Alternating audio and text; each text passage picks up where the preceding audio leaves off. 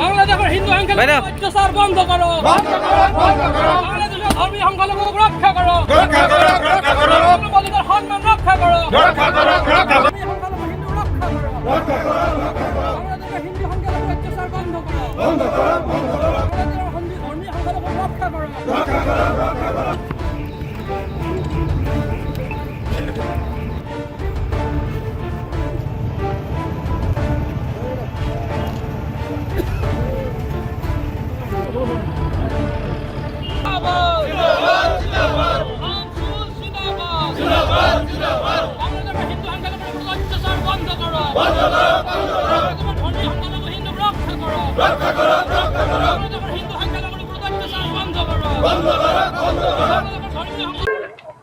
আপোনালোকে জনা পাইছে যে বাংলাদেশত ডক্টৰ ইউনুছ চৰকাৰৰ নেতৃত্বত বাংলাদেশত যি ধৰণে সংখ্যালঘু ৰাইজ আৰু হিন্দু তেখেতৰ ওপৰত যি ধৰণে বৰ্বৰ অত্যাচাৰ নিৰ্মমভাৱে যে হত্যাকাণ্ড কৰিছে তাক আমি সদৌগম সংখ্যালঘু ছাত্ৰ ইউনিয়নৰ ধুবুৰী জিলা সমিতিৰ পৰা গৰিহণা দিছোঁ। আৰু এনেকুৱা কাৰ্য আমি কোনোভাৱে গ্ৰহণযোগ্য নহয়। আমি বিচাৰিছোঁ ভাৰত চৰকাৰে যাতে ইয়াৰ ওপৰত হস্তক্ষেপ কৰি এই ঘটনাটো পৰ্যালোচনা কৰি দোষীক শাস্তি বিহিত কৰে। আৰু আমি ইউনুছ চৰকাৰক এতিয়া তেখেতক গদি এৰি দিবলৈ আমি আহ্বান কৰিছোঁ যে তেখেতে যদি চলাব নোৱাৰে, তেখেতে সংখ্যালঘু ৰাইজক নিৰাপত্তা দিব নোৱাৰে, তেনেহ'লে তেখেতে বাংলাদেশত থকাৰ কোনো নাই, তেখেতে ইয়াত আহিব লাগে। আমি তেখেতক ফাঁচীত ঝুলুৱাই দিবলৈ আমি সাজু আছোঁ। একচুৱেলি যিখিনি ঘটনা হৈছে বাংলাদেশত সেইখিনি অতি নিন্দনীয়।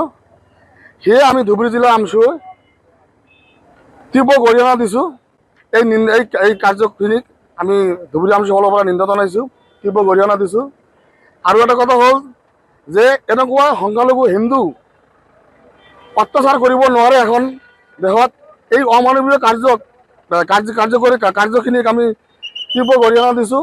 সেইকাৰণে আমি ধুবুৰী জিলা আমছুৱে অনাগত দিনত এনেকুৱা আমি নিবিচাৰোঁ। আৰু এই ডক্টৰ মহম্মদ ইউনুছ তেখেত এখন নিৰ্লজ্জ, এক কথা কোৱা নিৰ্লজ্জ মানুহ, সেই এখন ফাল্টু মানুহ। আৰু এক কথা ক'বলৈ গ'লে আমি যদি অলপ জোৰকৈ কাঢ়ি দিওঁ আজি বাংলাদেশ নাইকিয়া হৈ যাব। এইখিনি কথা বুজিব লাগে। এনেকুৱা মহামানৱীয় অত্যাচাৰ কৰিব নালাগে সংখ্যালঘুৰ ওপৰত।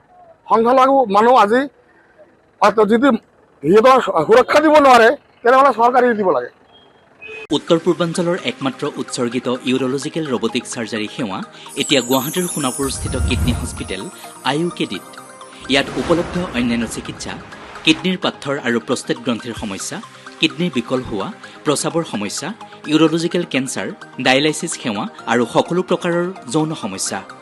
লেজাৰমেন ডাক্তৰ অৰূপ কুমাৰ নাথৰ নেতৃত্বত উত্তৰ পূব ভাৰতৰ একমাত্ৰ কিডনী হস্পিটেল IUKD কেৱল আপোনাৰ সেৱাৰ বাবেই উৎসৰ্গিত।